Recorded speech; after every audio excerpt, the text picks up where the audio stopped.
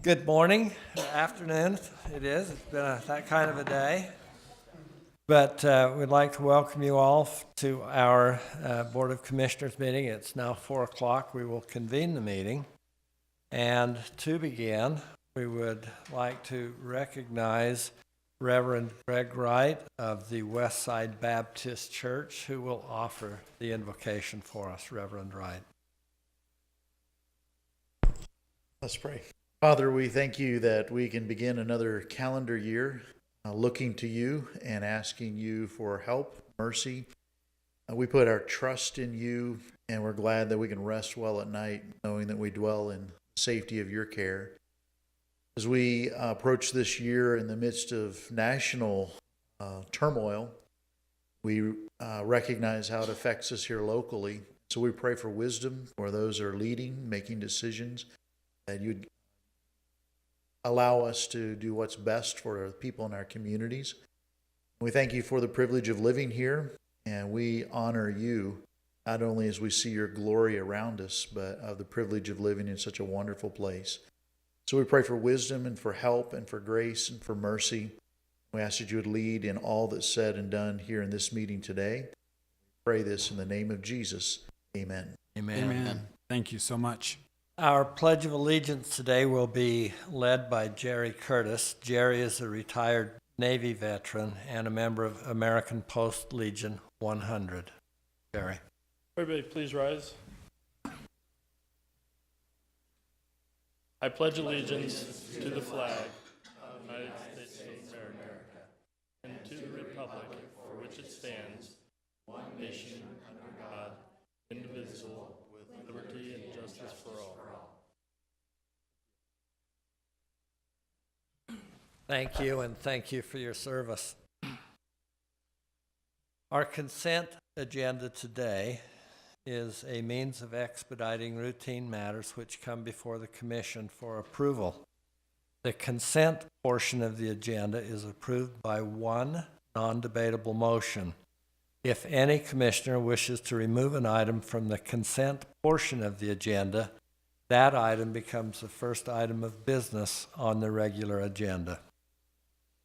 Mr. Chairman, seeing no motion to remove any item, I'd like to make a motion that we approve the consent agenda with A, consideration of auditor-approved claims for payment for December 19th, 2018 through January 8th, 2019.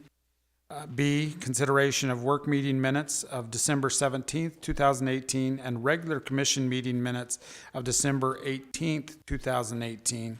C, consideration of administrative adjustment, real property. D, consideration of administrative adjustments for personal property. E, consideration of applications for property tax abatement. F, consideration of approval of wildland fire budget between Washington County and Utah Division of Forestry, Fire, and State Lands for calendar year 2019. Second. Thank you, Commissioners. All in favor of approving today's consent agenda, please state aye. Aye. Motion carries. Regular agenda items for the Commission's consideration. Not very often do we get to talk about Rhodes Scholars, and I'd like to welcome Dean Wolfenstein, our Rhodes Superintendent, who is going to tell us about the Local Technical Assistance Program Rhodes Scholar Awards. Dean?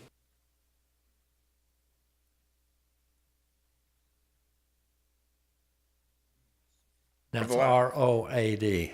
For the last few years, I've been working with our road department personnel towards obtaining the Road Scholar certification offered from the Utah LTAP program. Recently, 7 of our personnel has obtained this certification. This is quite an accomplishment for our guys, with us being the first guys south of Nephi to obtain this. Today, Michelle Butler with Utah LTAP, or Utah Local Technical Assistance Program, which is an associate of Utah State University, is here to explain the program and present our 7 personnel with their certificates of achievement. Right. This is Michelle Butler. Good afternoon. We're very excited to be here, and we're very proud of these gentlemen for all the work that they've done, the classes that they've attended, and just a little bit about the program really briefly. We have several classes that they'll attend. There's a road master and a road scholar program. We're working on a road supervisor program also for those who are going to be supervisors, give them a little more training. So they attend 5 required classes and 3 elective classes. And I gave you a brochure. I have a couple of more brochures for you guys so you can look at some of the classes that they take. It's quite an accomplishment. We're very proud of them. So we'd like to call them up and hand them out their certificates and their hats.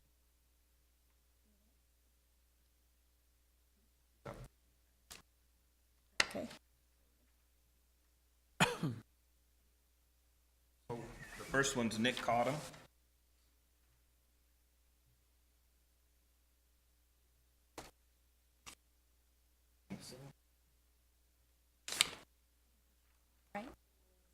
Then we got Russell Norton.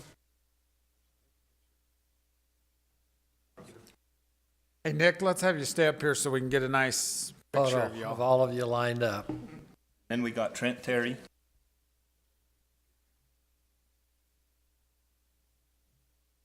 And Jeff Drake. Gordy Herman.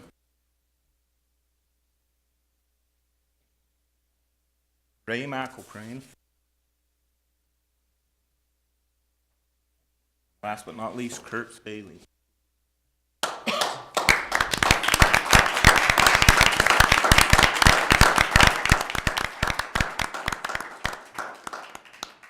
Should we go down and?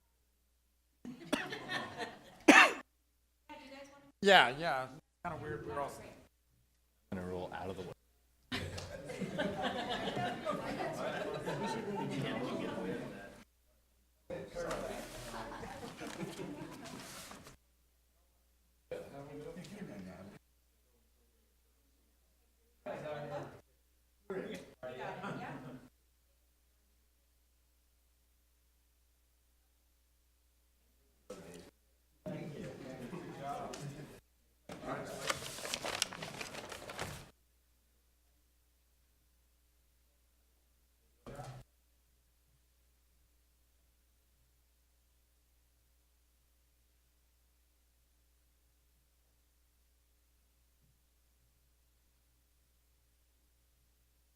Thank you. You know, Commissioners, the roads aren't something we think a lot about unless you hit a pothole. Yeah. But just of interest for our taxpayers, I think the greatest single capital asset the county owns in terms of the expense and the value of that system is its transportation system. And literally, our economy and everything would throttle without it. And so we really appreciate the work and effort that these people do. They say that 10 cents in maintenance of a road gives the return on investment of $1 in replacing it if that's not done. And so I appreciate the long hours that they spend and the time in blizzards, plowing snow this time of year and things that we just often don't think about, that these guys always have first and foremost in their mind and make our travel safe and effective. So thank you. Dean does an excellent job, and that crew does a good job out there. They do a Work great really job. hard. Appreciate them. Okay, Natalie, gee, this has been a long time since we've had this, but you're going to give us a presentation on Open and Public Meetings Act, and this is something that is required by all boards by the state of Utah, so take it away, Natalie. Thank you. It's going to be really exciting. Oh, I'm sure it Hope you're will be. ready. Like Commissioner Cox said, we need to do this every year so that we all know that our meetings are transparent to the public. Let's see if this comes up.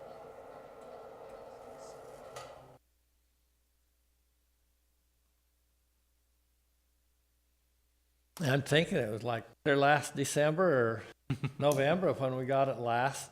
I think we always do it in January. We did it in January. Maybe it was for really? the specially funded special transportation service district. So every board that we sit on, we get this training, and so it's easy for me to get confused. Yep, we do these for every board, so lucky for you, you're gonna see several of them over the next couple months again. But we do have certificates ready so that you guys can just show your certificates and get out of those trainings and those other boards if you want to. Yeah, does You anyone know, want I to present commend theirs you now? for that, too. If you present it now, I'll skip this whole thing. Okay, so, you guys know that you're a public body board.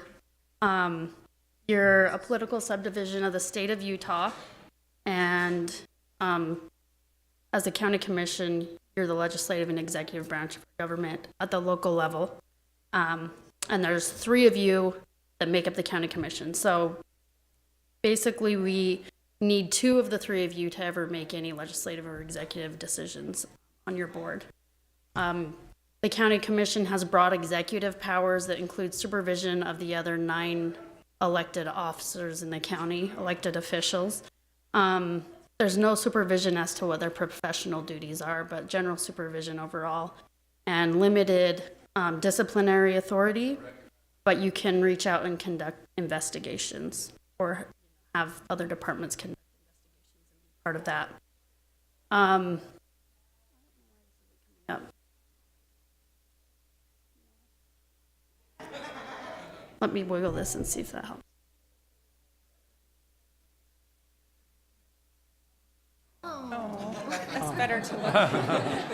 Those are cute kids. I don't know why it's showing that, because it's not showing that on my computer. Those are the other So- offices we're over. Screen 2, that's Oh. screen 1. Okay.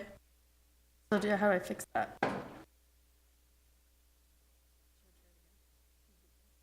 There. I don't know, that's how it was in the first place. So hopefully it stays that way.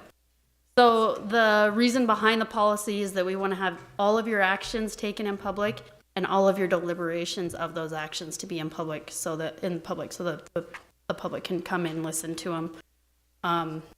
In order to do that, that's why we have public meetings, so you can deliberate about the actions that are going to be taken and then make those actions happen in the public meeting. So when it comes to the Open and Public Meetings Act, it talks specifically about certain things like the quorum, the notice requirement, the minutes, and whether you can go into a closed session, and things such as non-meetings. Your quorum, like I said before, is 2 of the 3 commissioners. The notice requirement is 24 hours before the meeting. You have to post a notice, and you have to describe what you're talking about. So post the agenda, and then list what topics are going to be covered. And then try to make sure that you keep within those topics and not discuss anything that's not on the agenda.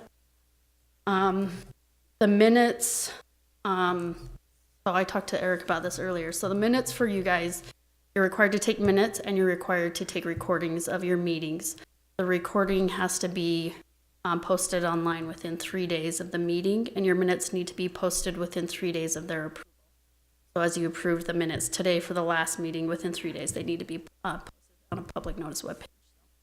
People can access those. You can go into closed sessions for certain things. Most of the time, you should just consider all public meetings to be open to the public unless they fit within one of the very narrowly written exceptions to the general rule. And those include things like an individual's competence, talking about pending litigation, stuff like that. Then you can close the session if 2 of the 3 session. Land. And yes, land sales and other financial things that could be affected if it wasn't done in private. Non-meetings are things that, like, if you guys go to a social gathering and all 3 of you happen to run into each other, that wouldn't be considered a meeting. Also, a meeting is really only considered things that you guys have authority over to act on. So if you meet together and discuss things that you don't have any authority over anyway, it wouldn't not be considered a meeting under this statute. Generally, whatever you have authority to act on, which for you guys is pretty broad, it is considered to be a meeting if you guys convene for it.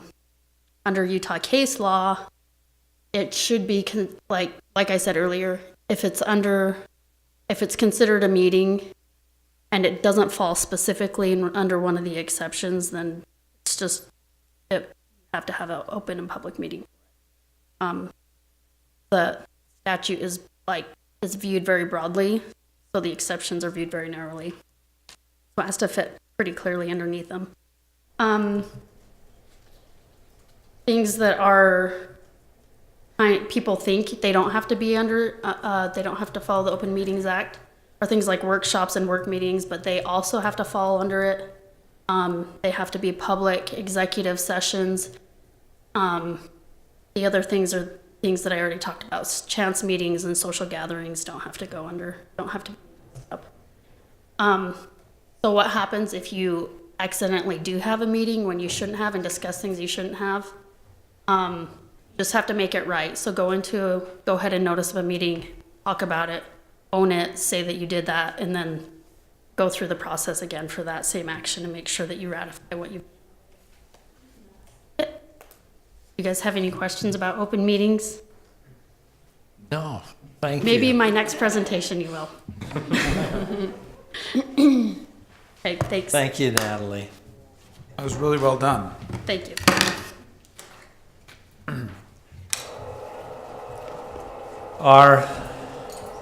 Our third item on the agenda for today is the consideration of purchase requests by Ray Boyer, our purchasing agent.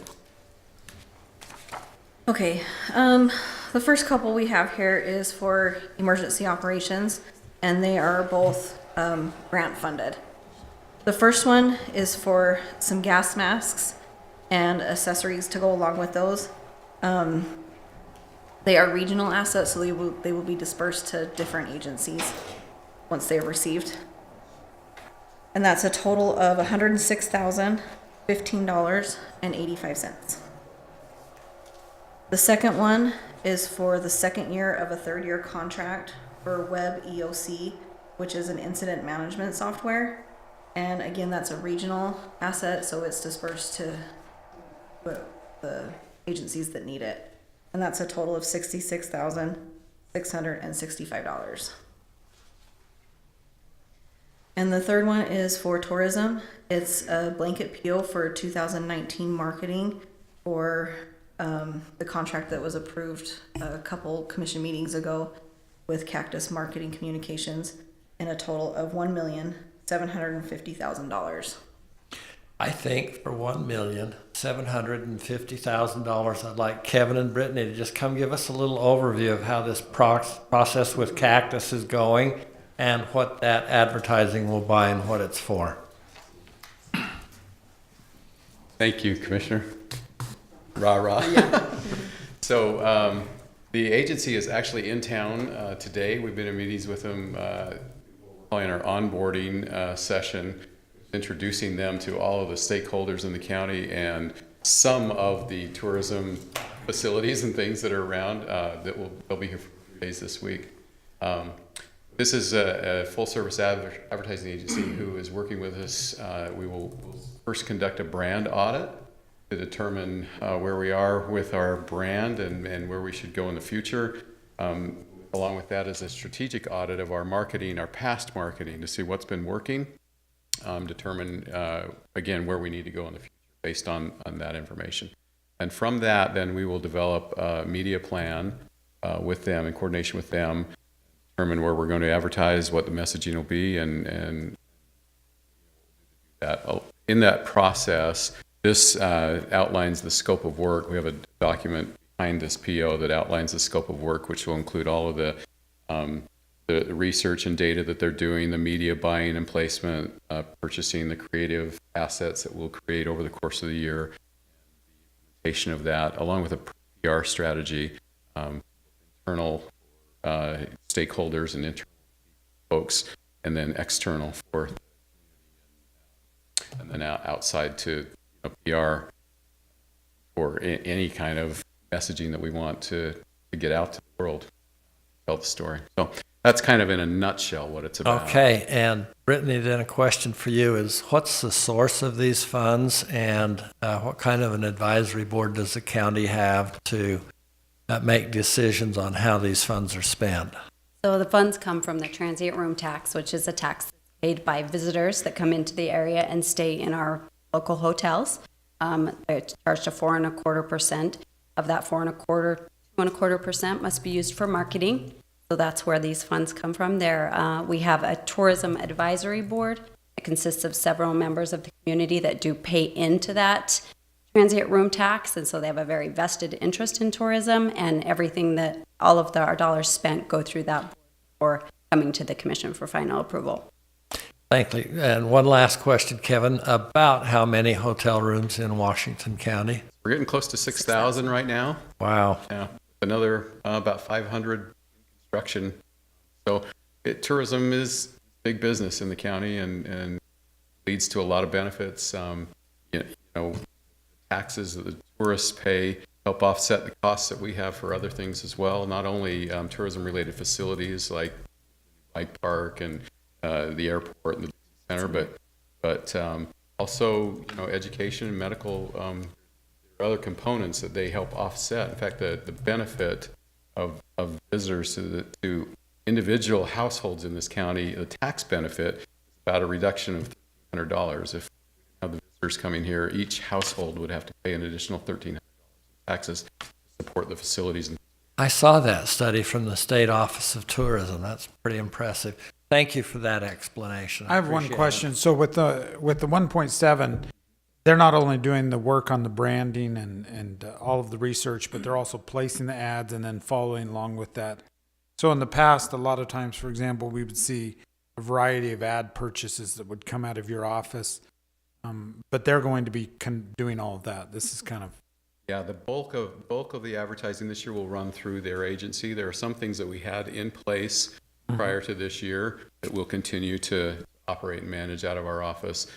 And then we will work directly with them on decisions of where to place and how to do it. But we'll use their expertise and their research and data to make our marketing dollar go forward. Oh, very good. Kevin, quick question, Brittany. There's another tier or another level in which others who are private organizations that promote the county through their own marketing dollars. Can you explain how that works? The opportunity for them Yeah, to... something like reimbursement, or do you remember some of those? Yeah, so we have what we call co-op funding. We have a line item in our budget that is set aside for that, for both nonprofit organizations and for-profit organizations.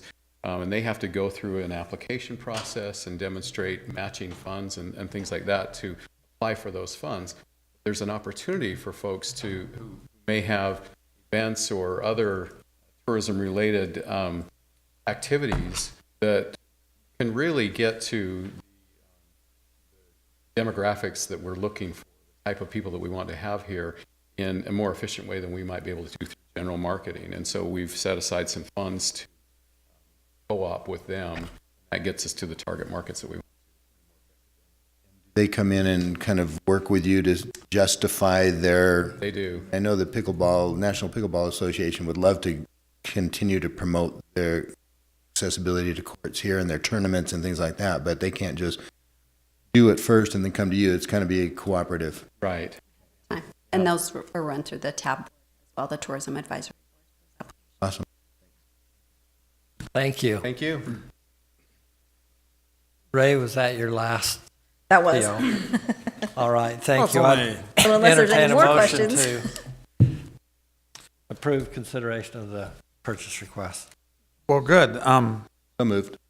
Okay, motion's been made I'll second that. and seconded. All in favor of approving the purchase request as presented, say aye. Aye. Aye. Aye. Hey, I think that's Gil's very first motion as a county commissioner. That's... Well, many more to come. But while we're talking about tourism, item number 4 on the agenda is discussion of Washington County assistance in keeping Zion National Park open.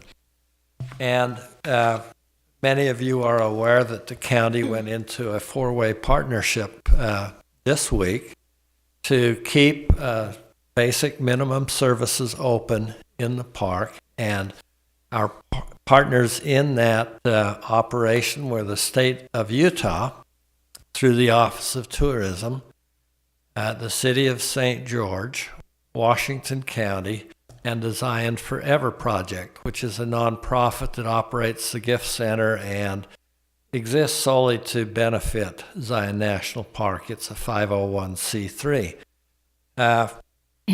This was, I think, has been a hugely successful endeavor, and I took the time over the weekend to run up and visit Zion National Park and look personally to see how it was working out. Mayor Smith wanted to impound my camera because I had pictures of snow in Zion National Park, and the water seeps that are coming out of the layers of rock were just frozen, and they were spectacular. And I just thought that was a wonderful experience. We had a meeting with Brad Last yesterday, and he popped open his phone and showed me his picture of West Temple, or it was actually Angel's Landing, and I looked at mine, and it looked like the same picture. And he says, "Hey, what time did you take that?" And the two pictures were taken from the same place within 4 minutes of each other.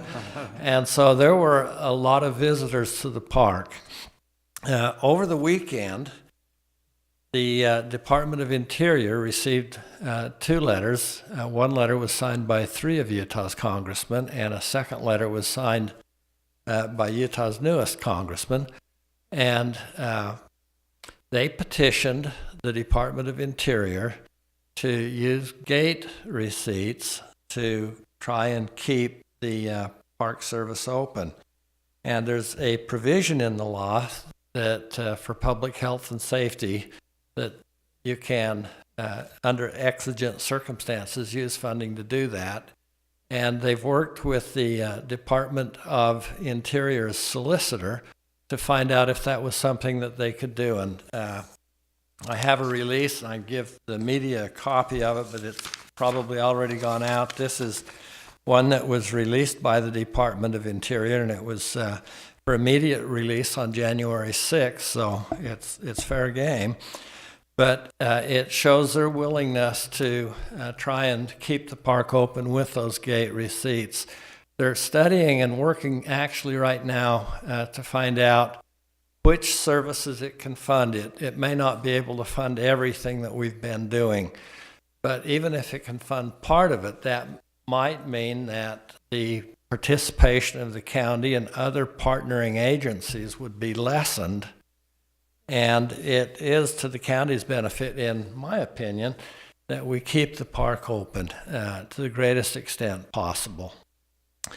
And so we went ahead and looked at what that cost would be, and it was $7,327. That's a week, and that's less than, and we did it for a 1-week term. That fits within our purchasing guidelines, and so the commission went ahead and approved that. We're talking about it now in this public meeting, mostly for transparency reasons, so that everyone can understand what we did and why we did it. I'm still open as we get information from the park on what it might cost if we extend again to explore continuing that relationship for another week. And I think this will be done on a week-by-week basis. But commissioners, if you'd like to add in with any of your thoughts on that, I thought it would be great for the public to know what we've done and why we've done it. No, just like to thank you, Commissioner Cox, for leading out on this, along with Mayor John Pike and working with Lyman Hafen and the project over there. And the state's been great to work with. It's my understanding that this is a great time to visit the park for locals because nobody's there at the gate. You can just go on through and see it. But it's a great time of year to see the park, and it's great that it's open. And I appreciate the park, Department of Interior being willing to at least work with us during this time. I think last time there was a shutdown, there was a little more difficulty in getting them to work with us. Yeah. This time they've been more open to it, and it's been good. I can only imagine that somebody who isn't local but has made plans to come visit Zion in one of these sort of off seasons, they might say, well, I don't want to go when it's so busy, and I like taking pictures when there might be snow. But coming to that gate and seeing it closed, what a disappointment if they've come thousands of miles to enjoy it. Now they think they've won the lottery because no one was there. So drive right in. Okay. All right, that's all the discussion. We'll move on to item number 5. Consideration of resolution number R 2019-2408, a resolution approving a tortoise fencing agreement for the Red Desert subdivision. Cameron, would you like to tell us about that?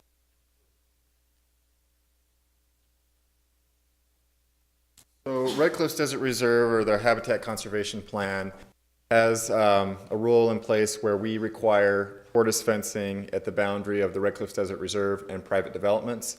And much of the reserve boundary has already been fenced. There's just a few lingering spots here and there. And this stretch is in Ivans. It's one of the last remaining stretches, I think, in that area that still needs a fencing agreement and the fence to get in place. And so I've worked with Robert Roush, the developer, who's actually here today as well, if you need any questions from here. And we've worked out the agreement to put in the tortoise fencing. Essentially, it's a barrier to keep the tortoises inside the reserve, but also a barrier to keep the people in the private residence outside of the reserve so that they access through the appropriate trailheads and access. So this is just the terms of that agreement, and happy to answer any questions you guys might have. Okay, thank you. Questions? That's pretty straightforward. Motion? With that, Mr. Chairman, I'd make a motion that we adopt resolution R-2019-2408, a resolution approving a tortoise fencing agreement for the Red Desert subdivision. Second.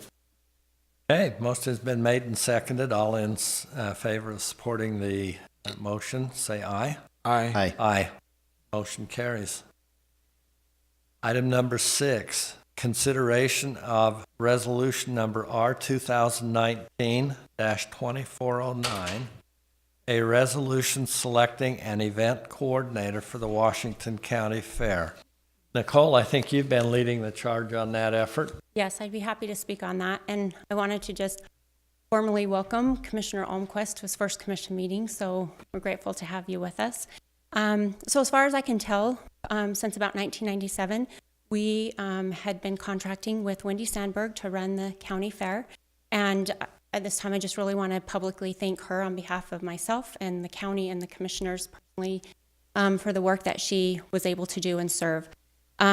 Recently, as you are aware, it was determined that we would put out a request for proposal called an RFP out to the public. We noticed it in the Spectrum, and we also put it on our website for easy access. And we noticed it, I believe, for a period of 5 days in the Spectrum, and then we did it for a little bit longer on our website, so people had the opportunity to look at it. And we were seeking an event coordinator. Somebody that would work collaboratively with the county in making a successful fair. The proposal that we received was from the St. George Chamber of Commerce, and after they turned in the proposal, I was able to review that and asked a few other staff members to review that as well. And I can tell you that in the past, in different events that have happened, I've had the opportunity to actually work with Pam, who's the president, and Susie as well, and they're just great to work with. And after reviewing the proposal, I was really excited to just see some of their ideas and their forethought in the future of the fair. And I'm recommending at this time to the commissioners that we contract with the St. George Chamber of Commerce and work on putting together a contract so that to work in a collaborative nature with the county to run the fair. Thank you, Nicole. I have no discussion on that. I think that's great selection. They're already familiar with not only the marketing, but their heart is in the efforts that's going to go forth. If no further discussion, I'll make the motion. Thank you. And I will heartily second that. We have a motion and a second, all in support of resolution R 2019-2409, a resolution selecting an event coordinator for the Washington County Fair. Say aye. Aye. Aye. Aye, and specifically naming the St. George Area St. Chamber. George Area Chamber of Commerce. Thank you. And that Item means number- that Nicole doesn't have to be the fair director. I'm That's delighted right. about that, but I'm happy to help. Item number 7, Consideration of Resolution R-2019-2410, a resolution approving a letter of agreement with Community Solutions Consulting for services during the state legislative session. Charmaine.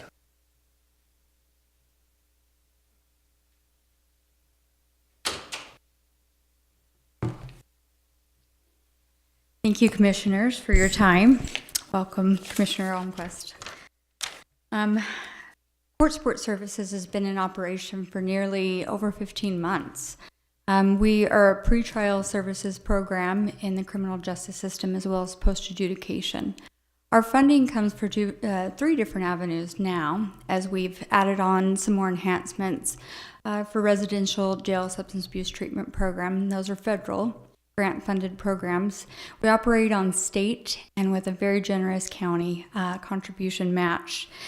Right now I'm requesting consideration for contracting with Community Solutions, Consulting Solutions, so we can use this time of any type of legislation changes. The general session is arising with our specific program. Their intent is to, and I'll just read it verbatim because they put it in a really nice format. Work to successfully accomplish all objectives outlined by Washington County Court Support Services, a division of the Washington County Attorney's Office. Our objectives are very clear and simple. To work with various legislations, senators, representatives, as well as the governor's office, schedule meetings to advise on policy changes and legislation changes, to request policy amendments, in addition to pursuing financial securities that will help create the sustainability, eliminate any operational barriers that we've had thus far, and also to increase the state support and promote the longevity of the program. So, the term of the contract is for 3 months in the amount of $10,000. The $10,000 would be, the intent is to pull it out of my surplus from 2017 funds that is in my contingency fund at this time. I have a balance remaining of $44,232, so I would pay for that out of my own budget. Well, Charmaine, I would like to recognize all of your work and effort with Court Support Services, and I know that you could go up there and do a phenomenal job, but we need you here, by golly, and this guy, or this company, is less money than sending you up there and doing without your services here where you're needed so much. Thank you, and the weather's nicer here. Thank you for that. So. And Yeah, exactly. This really is kind of a pilot program, just for the audience, that we're working this in conjunction with the state of Utah, and the whole intent is to try as much as possible to keep our citizens that may have some substance abuse dependencies and issues that could otherwise impact their jobs and their employment, keeping them employed and working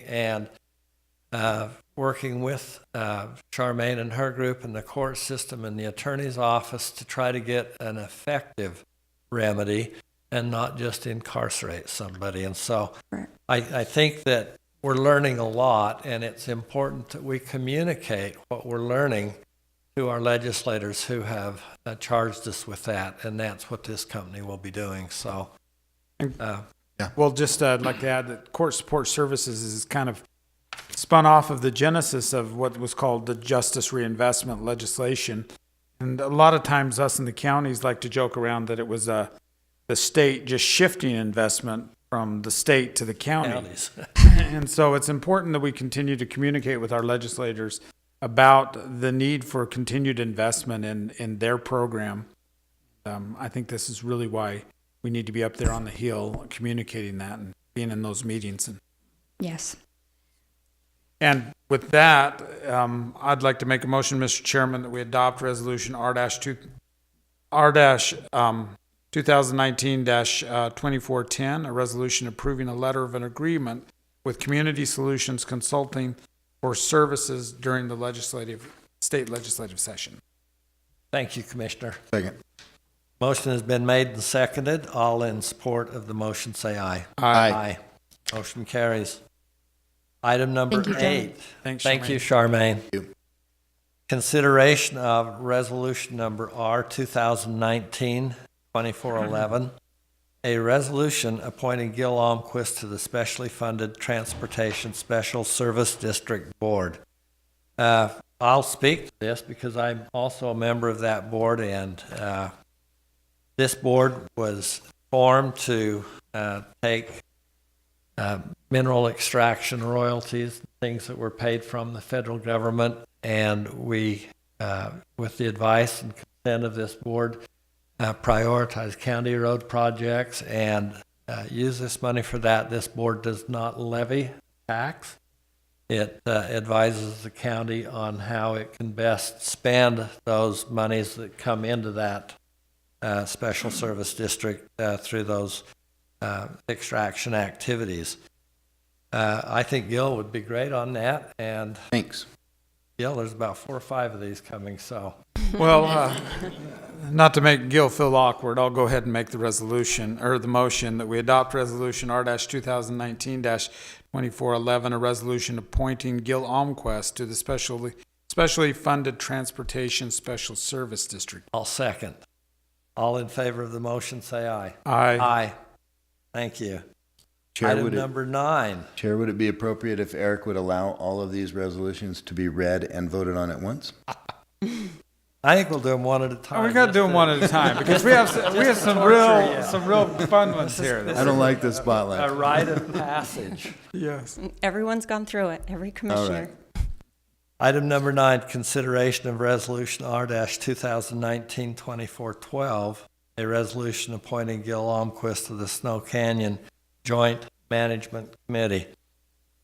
I've had the pleasure of serving on this committee since it was founded many years ago, and the purpose of that, and it's worked out really well, it's so that park leadership and the stakeholder communities, and so Ivan, Santa Clara, St. George, Washington County, all participate on that.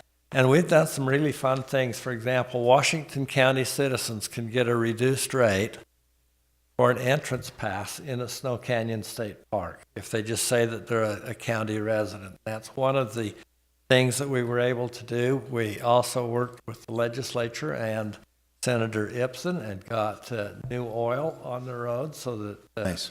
a biker can ride their bike on it without having their tooth fillings rattle out on them.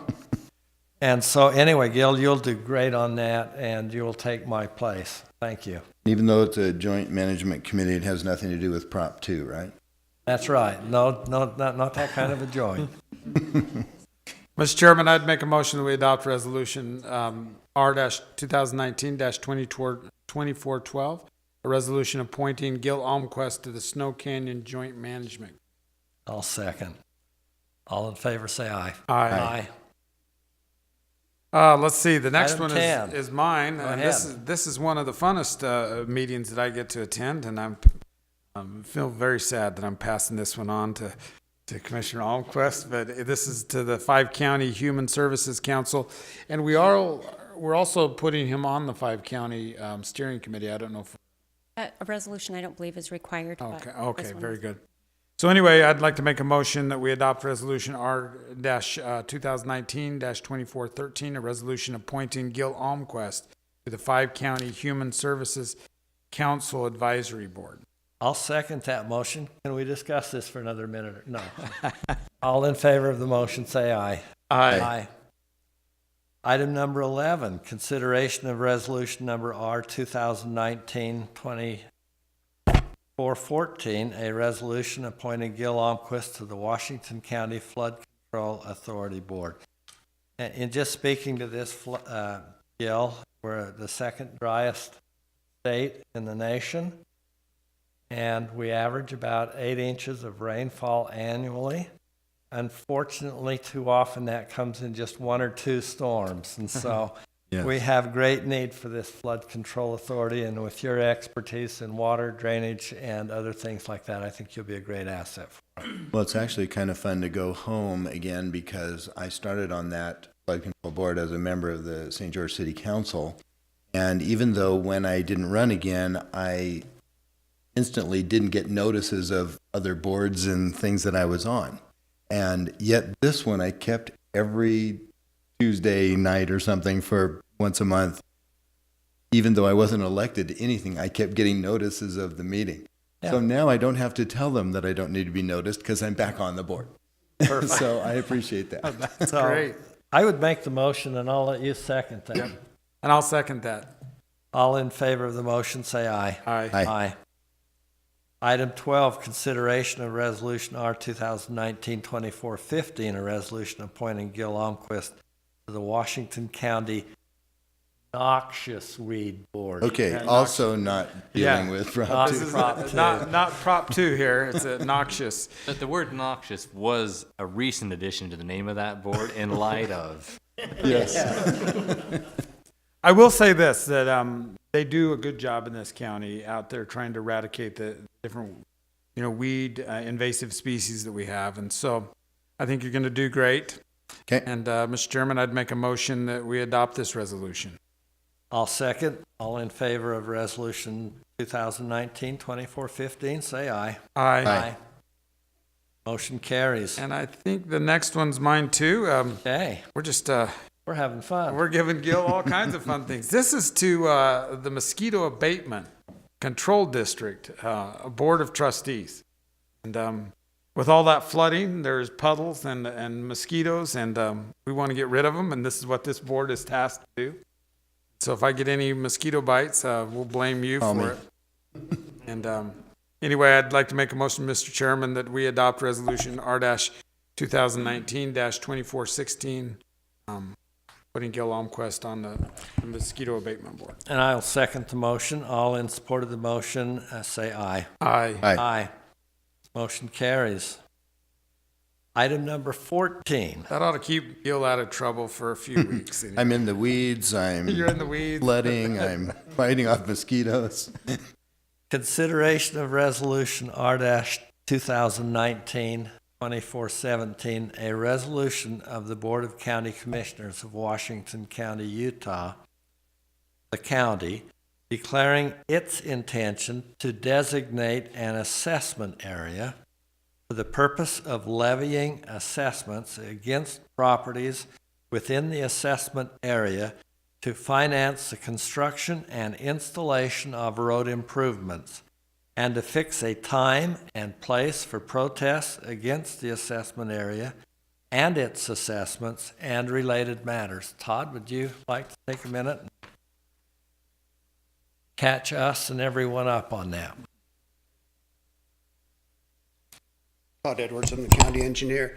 Back in 2017, we had a request from some of the residents up in the Harmony Heights subdivision to look at the possibility of paving their roads. The county doesn't have the funding to pave them ourselves, and so we looked at the possibility of doing a special assessment in that area to pave the roads. At that time, we put together a cost estimate, and some of the residents there sent out a straw poll to see if there was interest in paying for those. At that time, it was going to be about $11,000 per lot in that area, paved about 1.5 miles pavement. And we got pretty good feedback. Most of the residents said they would be willing to pay for it. We started that process, actually got some bids, and then found out that we'd started the process a little too late to get it paved last summer. It takes a long time to go through this process. That's why we're looking to start that process now so that we can pave this summer. So we would start that process with this resolution to get those wheels turning, to have a public hearing, let everybody know what the plan is, and eventually go out for bid, see if the residents are willing to pay for that. So what will be the next step, Todd? When will we take it? I believe there'll be a public hearing scheduled. You'll send out notices to each of the residents that would be assessed. Let them know of the public hearing. Set a public hearing, and that would set up a time for where they can basically vote on it. They can come in and say if they're not for it. Get a certain percentage that are not for it, then you can't create the district. It's up to the commission to decide if they want to create the district after the vote. public responses. Just During to the kind of fill in a little bit there, so the public hearing will be in the county commission's March 5th, but we'll do it afterwards, so at the regular meeting, 4 o'clock. So the public can come on March 5th, and then the protest period runs for 60 days after. After that, So if people want to protest this, they should wait until after that meeting, and then from the beginning of March to the beginning of April, then that period will run. clerk auditor will collect those protests, and then after the protest period runs, we'll meet again. We'll look at it. If the protests exceed a statutory threshold, it can't go. If they don't, then it's a commission discretion based on what we've learned during the hearing and the comments, all of that, as to whether we move with it or not. Correct. Thank you. An interesting thing with special assessment areas is that the number of protests and the percentage of what it has to be actually has to go on our website and get posted before you guys make a final decision. So that is a new thing that got thrown. This law has changed a ton in recent years, and so that's a new requirement. I think this is the first time I've gone through the process under the new guidelines. So thank you. Thank you, Todd. Any other questions for the engineer, or Eric? Well, Todd or Eric, sometimes there's two thresholds. There's one by sheer numbers of lots along the proposed improvement area, but the other one is sometimes a valuation. Is this not the case in this one? Because sometimes, they say the assessed value they have to reach a certain amount, 51% or 60. You know what I'm talking about? There's two ways to do it. And I'm not exactly sure on that. I'll leave that more to the Our engineer. corporations had property value and a people count that matters, and I'm not sure on this one, so I'll get you to and research that for us. we'll get Eric. that and make sure we have that ready at that March 5th meeting. We'll kind of walk through all that. But you're right. Usually it is a combination of if it's a percentage of the voters based on the last presidential election, or a percentage of the parcels and a percentage of the property. Last question, do they have to come up, if it's approved, do they come up with their funds, or is this County finances. leveraged by the county? They make their payments?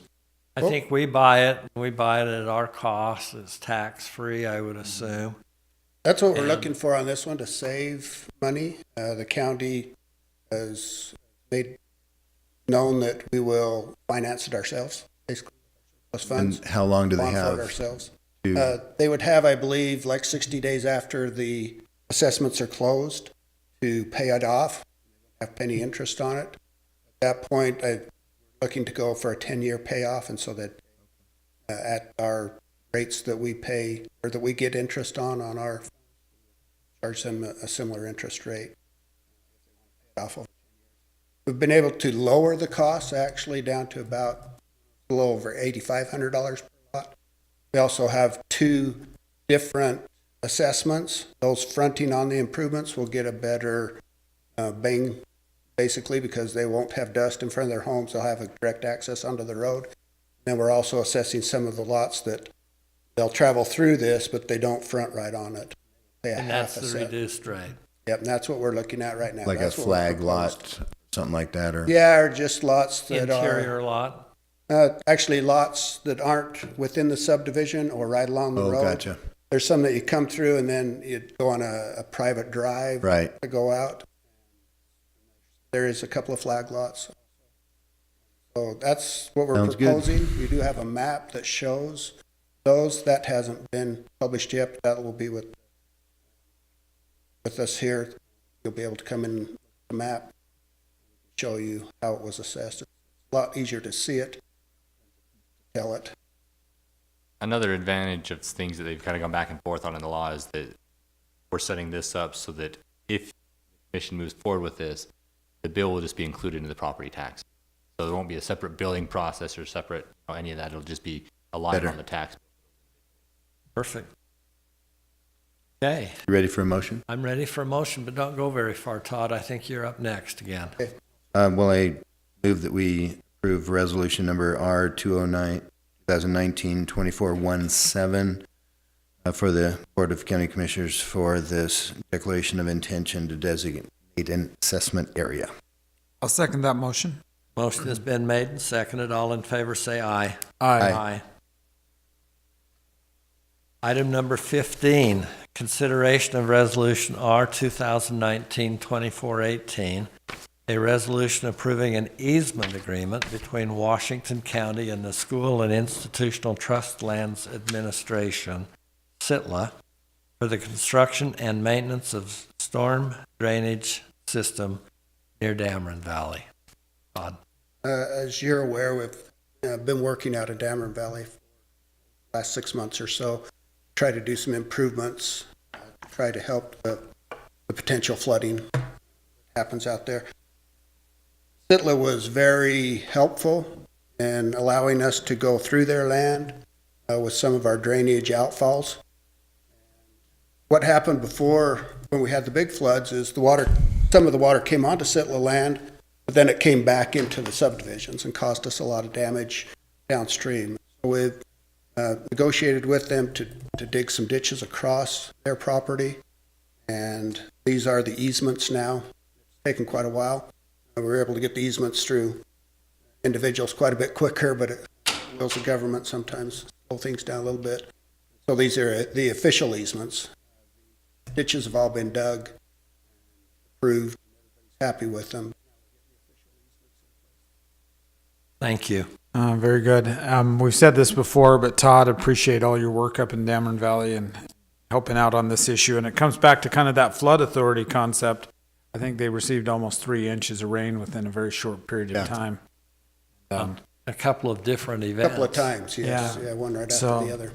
Well, with that, Mr. Chairman, I'd like to make a motion that we adopt Resolution R-2019-2418, a resolution approving an easement agreement between Washington County and the School and Institutional Trust Lands Administration, SITLA, for the construction and maintenance of a storm drainage system near Dameron Valley.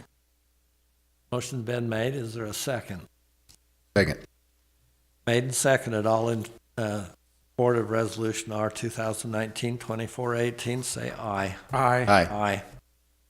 Item number 16, consideration of Resolution number R 2019-2419, a resolution approving public defender agreements to provide public defense services for indigent defendants in the 5th Judicial District Court, the 5th Judicial Juvenile Court of Washington County, and the Washington County Justice Court, and appeals from these courts for the year 2019. Commissioner Almquist, I'd like to recognize you as being the commissioner who has stepped up and taken the lead on our indigent defense system, and thank you for that, so I'll let you speak. Well, Chair, you know that the Sixth Amendment to the Constitution guarantees someone the access to their own defense and some professional help, and so this is just a follow-on from 200 plus years of history. So based on this, though, there have been some contract changes that they've recommended, and a couple of those are enumerated in the letter that we received from our attorney, Eric Clark. One is that they incorporate the Utah Indigent Defense Commission standards in Section 2.1, which we've gone over, as well as then a contract that may be terminated at the recommendation of the County Indigent Defense Committee, and only if the committee, of course, has given that public defending attorney the opportunity to respond to their alleged grounds for any sort of termination or discipline. And, you know, that stands to reason that that's very logical because, one, they're being asked by their peers to answer for something that may have come as a form of a complaint. And that committee is based on 2 attorneys and also a public at-large individual, so that there's fairness across the board. But it only stands to the reason that we let them hear it first and work out the details before it comes back to us, because they are just a recommending body. It's important that the public know that. Finally, it comes down to us, but that we have a lot more information based upon their study. Okay, thank you. Are you going to make a motion in support of? Can do so. I move that we... Commissioner, before you make your motion, can I make a request? Sure. The the last contract for our appellate attorney, I worked on reformatting that, and Nate just got back to me today. Mind you, I just gave it to him yesterday, so quick. But he got back to me, and he's found a couple of things that I had included kind of generically from the other contracts, because like don't apply to the appellate contract. So if you guys if you, in your motion, you could just move to approve that one, subject to kind of working out those final terms. It won't change the substance. Is Nate or Nick that you talked Nick, to? thanks. I call him Nate all the time. So are And you I did it on referring to camera. the entire details of the motion as written and just make it subject to further review? Just on that appellate On the contract. appellate. On the appellate one, okay. So then the motion will read in favor of resolution number R 2019-2419, approving public defender agreements to provide public defense services for indigent defendants in the 5th Judicial District Court, the 5th Judicial Juvenile Court of Washington County, the Washington County Justice Court, and the Appeals Court, with the caveat that there are items in the Appeals Court side that will need further review and subject to that approval at a later date. Okay. I'll second that motion, Mr. Motion Chairman. has been made and seconded. All in support, say aye. Aye. Aye. Commissioner report. Commissioner